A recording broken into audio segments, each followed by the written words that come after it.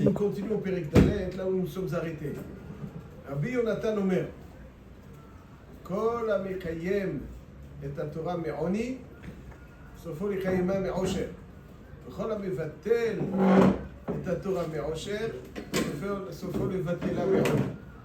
Rabbi Yonatan nous dit, tout celui qui étudie la Torah, malgré les difficultés financières auxquelles il est affronté, il a des difficultés. Alors la réaction de celui qui a certaines difficultés, c'est dit, bon, je suis soucieux, j'ai moins de temps, donc je n'ai pas suffisamment l'esprit libre pour m'investir dans le limoud à Torah. Non? Ça c'est pas ce qu'Hachem attend, comme c'est marqué dans la Gemara, dans Masechet Yoma, que il y avait des Chachamim.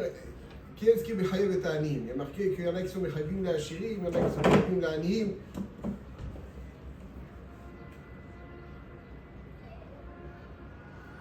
La Gemara dit comme ça.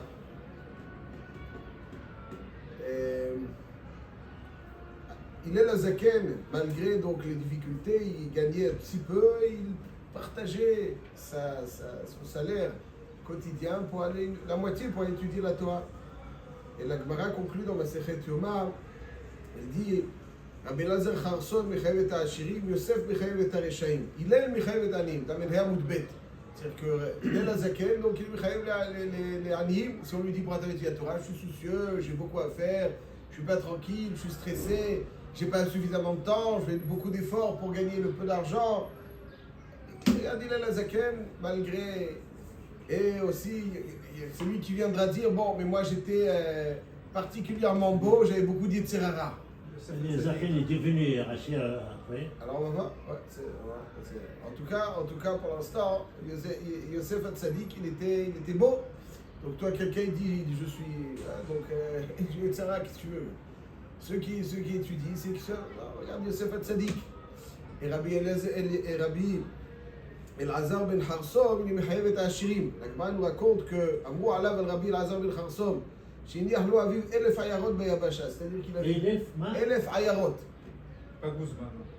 Et Kenegdan 1000 sulot bayab. Parallèlement, donc il avait 1000 villages qui lui appartenaient. 1000 villages. 1000 villages. Et aussi parallèlement, il avait 1000 navires en mer. Et chaque jour, il prenait un petit baluchon de farine et il allait de ville en ville, de pays en pays pour étudier la Torah.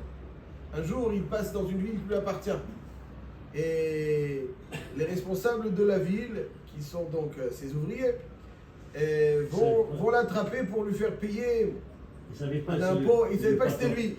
Ils ne savaient pas que c'était le patron. Alors il dit Amar lahem bevakasha bikem anichuni velech lilmod Torah.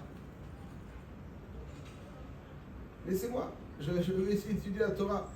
Alors ils lui ont dit Amroulo Hayir Rabbi, il jure sur la vie de leur patron. Hayir Rabbi Elazar ben Kharsom, she'en manichin otra.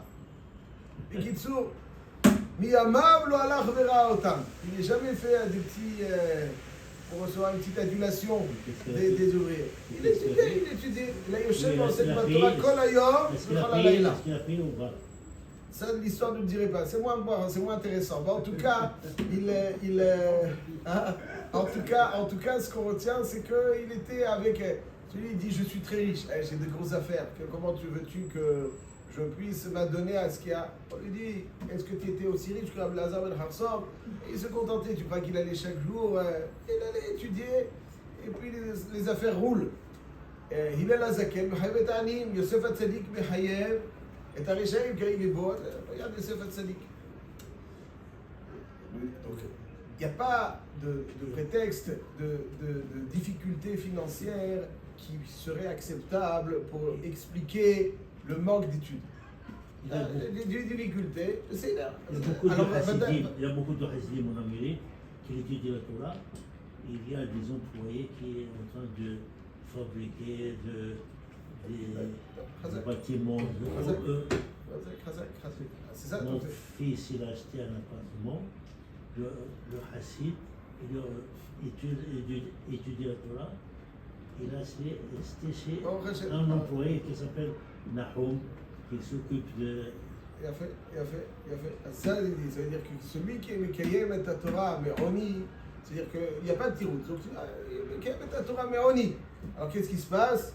Sauf le Mekayem mais Osher. Akadosh Baruch Hu, des fois, il teste une personne. Alors, ça ne veut pas dire que tout celui qui est Mekayem et Oni, on ne connaît pas Heshbon al-Shabbat. On connaît Heshbon al-Shabbat. Mais, bien souvent, nous dit Rabbi Yonatan, le Oni, c'est un test, ou bien quand Kachem il voit que quelqu'un il s'investit, d'abord il est plus solide, en plus quand il s'investit, alors la sgoula du Limud de Torah, c'est de mettre en place tout autour de lui pour qu'il puisse étudier. C'est comme ça. Rav Ovadia Yosef, Zechrono Livracha, il n'avait même pas de quoi payer son loyer. Il n'avait pas de. Et après, Baruch Hashem, Kol HaMekayem et Torah. Mais Oni, sauf le Kaïma mais Osher, il faut continuer, il ne faut pas faire très chbonot.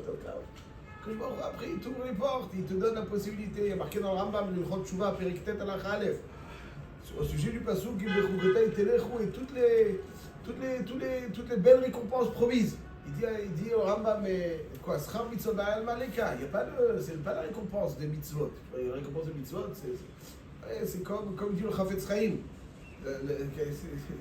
Demander à Hachem la récompense des mitzvot ici-bas, c'est comme rentrer avec un billet de 500 € pour acheter une boule de chewing-gum chez l'épicier. Tu ne peux pas, c'est encore bien plus. Donc, Schar Mitzvah Be'al Maleka. Donc, si le Schar Mitzvah Be'al Maleka, c'est quoi toutes ces belles promesses? Et il dit le Rambam, Perek Tet, Mechot Tshuva, Halacha Aleph, Kol otan advarim emet hayu ve'yu. בזמן שאנו עושים כל מצוות התורה יגיעו אלינו טובות העולם הזה כולן. ואף על פי כן, אין אותן הטובות את סוף מתן שכרם של מצוות, אלא כך הוא יצא הדברים. הקדוש ברוך הוא נתן לנו תורה, זו עץ החיים. וכל העושה כל הכתוב בה, ויודעו דעה גמורה נכונה, זוכה בה לחיי עולם הבא. ולפי גודל מעשה וגודל חוכמתו הוא זוכה. והבטיחנו בתורה, שאם נעשה אותה בשמחה ובטובת נפש, ונהגה בחוכמתה תמיד, שיסיר ממנו כל הדברים המונעים אותנו מלעשותם. Il dit que le sachar, c'est pas la récompense, c'est offrir le contexte qui te permettra d'étudier sans souci. Bien, je peux le tovot al-chazkim et yadenu, au contraire, qui te permettront de te renforcer.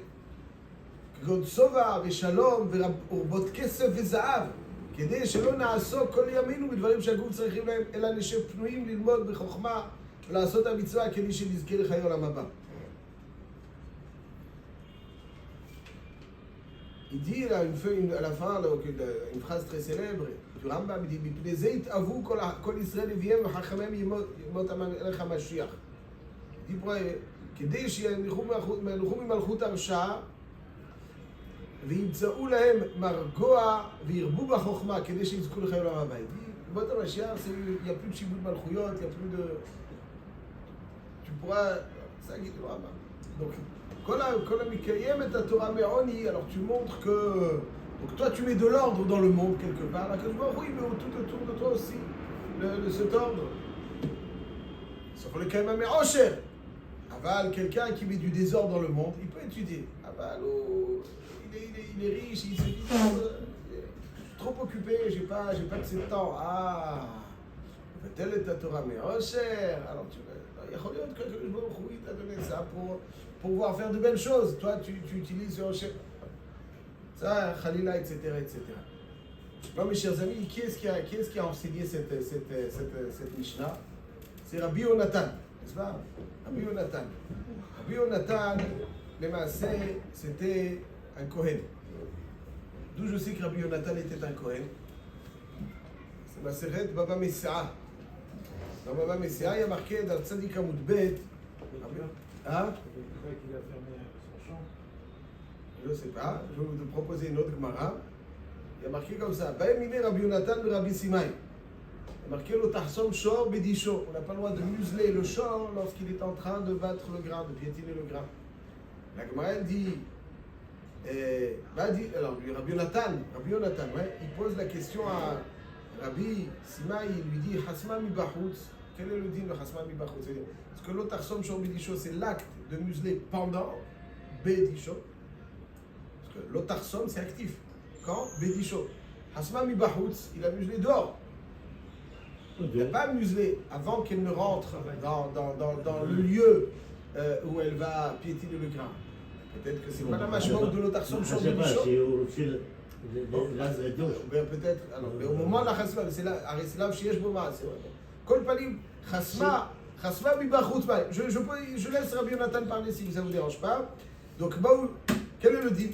Shor Bedisho Amarachana, Valav Bedisho, Odilma Lotadouche Bechasima. Ou bien le pshat de l'otarsom Shor Bedisho, c'est pas, ne le muselle pas quand il fait la disha, c'est ne le muselle pas de telle façon à ce que pendant la disha, il soit muselé. Deux façons d'interpréter le texte. Et Rabbi Sima, il lui répond comme ça. Et là, Mibet Avicha Atalamed. Tu devrais déduire la réponse à ta question de la mitzvah qui a été donnée à ta famille paternelle. Quelle est la mitzvah qui a été donnée à ta famille? Yain veshechar al tesht ata uvanecha itra bevo achem. Akadosh Baruch Hu demande aux Kohanim de ne pas boire du vin, de l'alcool, lorsqu'ils arrivent, lorsqu'ils pénètrent le Mishkan. Alors il dit, Rabbi Sima, il dit à Rabbi Yonatan, est-ce que le Pshat dit quand ils rentrent dans le Beth Amikdash, ils n'ont pas le droit de boire? Ils ont le droit de boire avant. Ok, lorsque vous arrivez, et là, le Pshat dit, même si la Torah dit, ne bois pas quand tu arrives, ça veut dire que ne bois pas de telle façon à ce que tu sois en situation d'avoir bu quand tu arrives. Alors le Tarsom Shor Bedisho, c'est la même chose. Ne muselle pas de telle façon à ce que pendant la disha, elle soit muselée. Mibet Avicha. Et Rashi Akadosh, il dit, Kohen Aya. Alors, Rabbi Yonatan, c'est un Kohen. Il est cité, une petite connaissance, je pense que dans les Mishnayot, dans les Breitot, il est souvent cité dans la Gemara. Mais dans les Mishnayot, il est cité que dans Pirkei Avot. Les Breitot, c'est... Alors, juste avant de... Lorsqu'il boit le vin, il va être saoul 4 heures ou 5 heures. Il ne peut pas travailler en petit. C'est pas comme le chaud qui est... Donc là, c'est la formule du texte. Il cherche à prouver la formule du texte. Il y a marqué que dans Masechet Brachot, Daf Yudchet Amud Aleph, il y a marqué Rabbi Chia et Rabbi Yonatan, Abu Shakle ve'azle bebet akvarot. Rabbi Chia et Rabbi Yonatan se trouvaient dans un bet akvarot. Avakasharia trelta de Rabbi Yonatan. Et le trelet de Rabbi Yonatan, les tzitzit de Rabbi Yonatan étaient traînés. Donc, Rabbi Chia lui a dit, ça se fait pas comme ça avec l'arrache. Donc ici, on voit que Rabbi Yonatan, il était écrivain de bet akvarot. Alors, il n'est pas Kohen. Donc la question qu'on peut poser, ici il y a marqué qu'il était Kohen, ici il y a marqué qu'il n'est pas Kohen. La réponse, comme toujours, bien sûr, dans ce genre de questions, c'est qu'il y avait deux Rabbi Yonatan, c'est pas chouette. Il y avait Rabbi Yonatan qui était un Kana, qui était l'élève de Rabbi Ishmael, marqué dans Choulin, d'Afaïn. Ben Azaï consulte Rabbi Yonatan concernant la vie de Rabbi Ishmael sur une question à la rive là-bas, c'est pas le sujet maintenant. Et il lui donne donc la réponse, donc ce que pensait son maître Rabbi Ishmael. On a vu hier Rabbi Ishmael, n'est-ce pas? Et Ben Azaï va avoir pour réaction, il lui dit Chaval Ben Azaï shelo shimesh et Rabbi Ishmael. Dommage que Ben Azaï n'a pas été shimesh Rabbi Ishmael. Donc Rabbi Yonatan de la Mishnah, c'est un Tana, et Rabbi Yonatan qui est Kohen, c'est le Tana, l'élève de Rabbi Ishmael. Et bien souvent, son grand ami, c'est Rabbi Yoshia, avec lequel il n'est pas toujours d'accord d'ailleurs. Tous deux ont étudié dans la yeshiva de Rabbi Ishmael.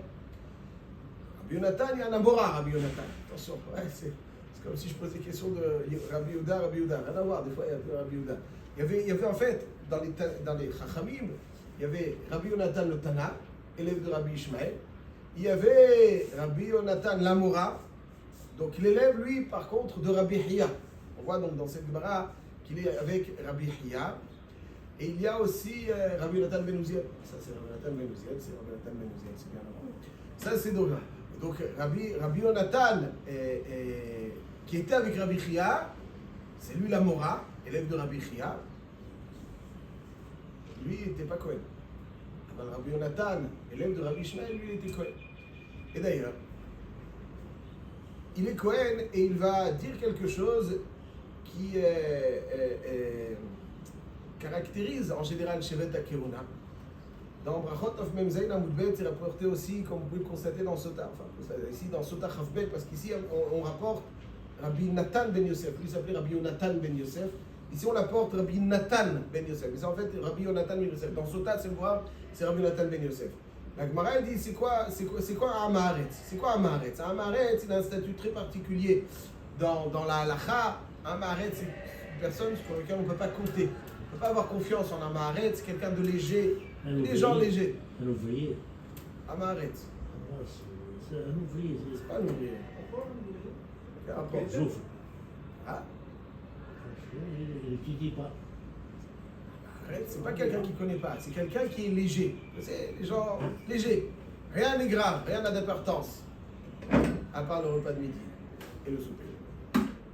Et c'est quoi Amaharetz? Kol she'eno kriyat shema arvit veshachrit. D'après Rabbi Eliezer, celui qui ne dit même pas, il ne dit pas kriyat shema.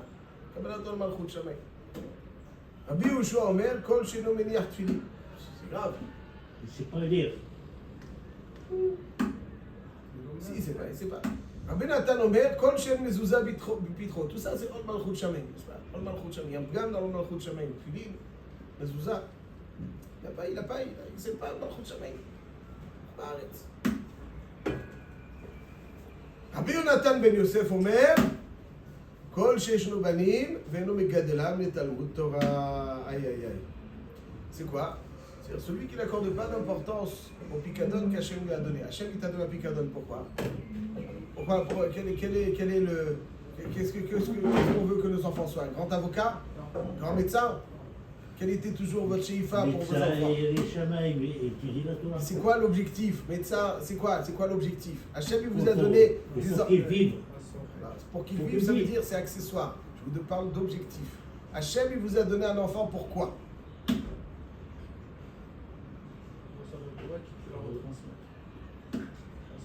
Vous réfléchissez trop là, monsieur Cohen. Pourquoi il vous l'a donné?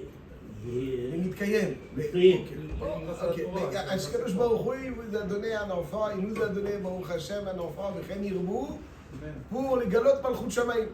Donc celui, c'est ça, le galot Malchut Shamayim. Chacun à sa façon, chacun avec son liboud, chacun avec galot Malchut Shamayim. קידוש שם שמיים, כל מה שברא הקדוש ברוך הוא בעולמו ובאוהל לכבודו, שנאמר כל הנברא בשבילי לכבודי בראתי ויצרתי ואף עשיתי. עכשיו il pense qu'il avait pour qu'il mette... זה לא זה. אז כל מי שלא מגדלם לתורה, c'est Amaharetz. Amaharetz.